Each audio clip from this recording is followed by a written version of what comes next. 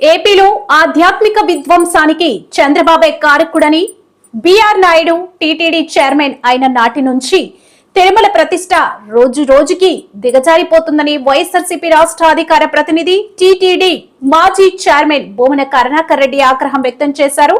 తిరుపతిలోని తన నివాసంలో ఏర్పాటు చేసిన మీడియా సమావేశంలో ఆయన మాట్లాడుతూ బాబు నాయుడు గారి ఆదేశంతో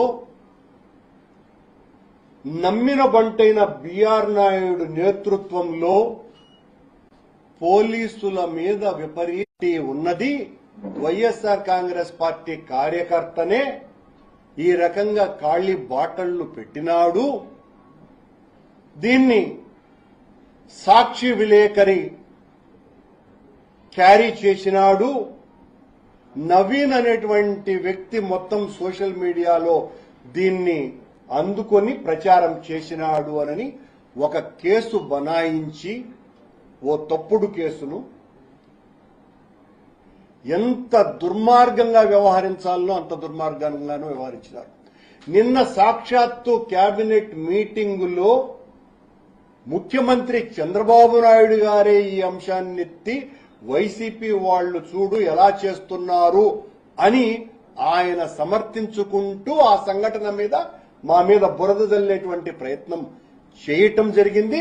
దాన్ని ఆయనను మోసేటువంటి పత్రికలు ప్రముఖంగా వైసీపీ ఆధ్యాత్మిక విధ్వంసం అని ఈరోజు పతాక శీర్షికలో ఈనాడు పత్రిక కూడా రాయటం కూడా జరిగింది. సరే, కుక్క మూతి పిందెలన్నీ కూడా ఈ 2 రోజులుగా చాలా ఎక్కువ మాట్లాడుతున్నాయి. దీని వెనుక మేమే ఉన్నాం, కరుణాకర్ రెడ్డి కారకుడని ఈ బీఆర్ నాయుడు ముఠా అంతా కూడా విచ్చలవిడిగా వాళ్లకు నోటికి తోచిందంతా కూడా మాట్లాడడం జరిగింది.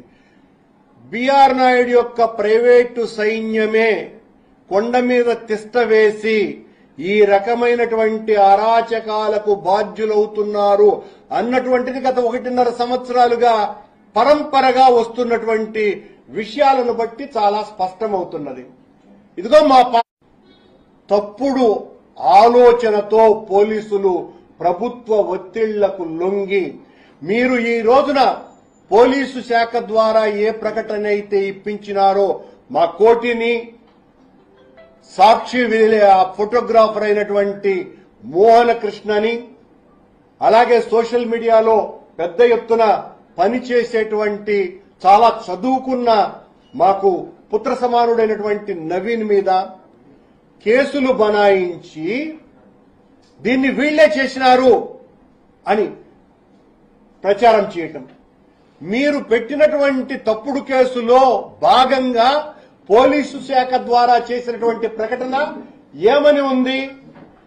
తగిన ఆధారాలు పూర్తిగా దొరికినాయి కాబట్టి సీసీ ఫుటేజీలలో ఈ కోటి అనే వ్యక్తే మందు బాటిళ్లు పెట్టినాడు అని ఆ దగ్గరున్నటువంటి సీసీ కెమెరాల మీద కాకుండా దూరంగా ఉన్నటువంటి సీసీ కెమెరాల ఫుటేజ్ తో కోటి అనే వ్యక్తి ఫోన్తో వీడియో తీస్తున్న అరాచకాన్ని తెలపటం కోసమని వీడియో తీర్చడానికి వంగినటువంటి దాన్ని కోటినే బాటిల్స్ పెట్టినాడు అన్నటువంటి విషయంగా పోలీస్ శాఖ వారు ఆ సీసీ ఫుటేజ్ ని చూపుతున్నారు. ఛాలెంజ్ చేస్తున్నా ఈ రోజున మీరు మేము చేసినామని చెప్తున్నారు కదా, ఆ అరగంట పాటు ఏం జరిగిందో మొత్తం దగ్గరున్నటువంటి సీసీ ఫుటేజ్ ని బయట పెట్టమని చంద్రబాబు నాయుడు ప్రభుత్వానికి సవాలు విసురుతున్నా. మీరు తప్పు చేసి మా మీద బురద తల్లి మమ్మల్ని తుడుచుకోమని చెప్పడం కాదు, నిరంతరాయంగా ఈ 1.5 సంవత్సరాల కాలంగా ఎన్ని తప్పిదాలు జరుగుతున్నాయి. కోటి, నవీన్ లేదా మోహన్ కృష్ణ ఈ విషయాన్ని బయట పెట్టిన తరువాత నిజం చెప్పండి, మీ అంతరాత్మల్ని ప్రశ్నించుకొని సమాధానం ఇచ్చుకోండి. ఆ తరువాత దాదాపు 25 గోనె సంచులకు ఖాళీ బాటళ్లు దొరికింది నిజమా కాదా? నిజంగా మిమ్మల్ని భ్రష్టు పట్టించాలా అన్న ఉద్దేశమే మాకు ఉంటే ఆ రోజే దాన్ని కూడా బయటపెట్టి దాని వలన తిరుమల ఆధ్యాత్మికతకు మరింత నష్టం కలుగుతుంది అన్నటువంటి ఉద్దేశంతోనే ఆ తర్వాత 25 గోతాల నిండా మీరు ఎత్తేసినటువంటి బాటిల్స్ విషయం మేము ప్రస్తావించలా.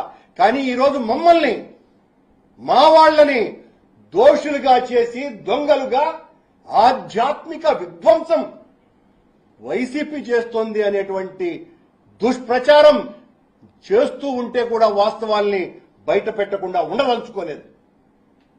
అలాగే పోలీసులు మోహన్ కృష్ణను కోటిని దేవలోక్ అనేటువంటి సంస్థ దగ్గర దొరికినారు అని రిమాండ్ రిపోర్ట్ లో రాస్తారండి. ఒకసారి చూపించు.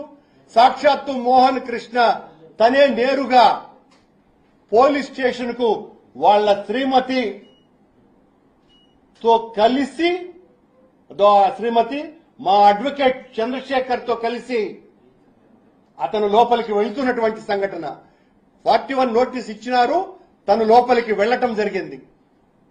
చాలా స్పష్టంగా విజువల్స్ కనపడుతున్నప్పటికీ కూడా దేవలోకలో అరెస్టు చేసినామని ప్రకటించటం ఇంతకంటే దారుణం. ఈ కోటి అనే వ్యక్తిని పట్టుకున్న తరువాత పోలీసు వాళ్ళు చంద్రబాబు నాయుడు గారు బిఆర్ నాయుడు ఒత్తిళ్ల మెత్తో కోటిని చితకబాదినారు. ఇంతకంటే దారుణం మరొకటి ఉన్నదా? అంటే మీకు అనుకూలంగా కేసును మలుచుకోవటం కోసమని ఈ కోటిని విపరీతంగా కొట్టి పట్టుకార్లతో నీ అంతు చూస్తామురానని పట్టుకార్లతో గోర్లు పీకటానికి ప్రయత్నం జరిగింది. పీకల బెదిరించినారు.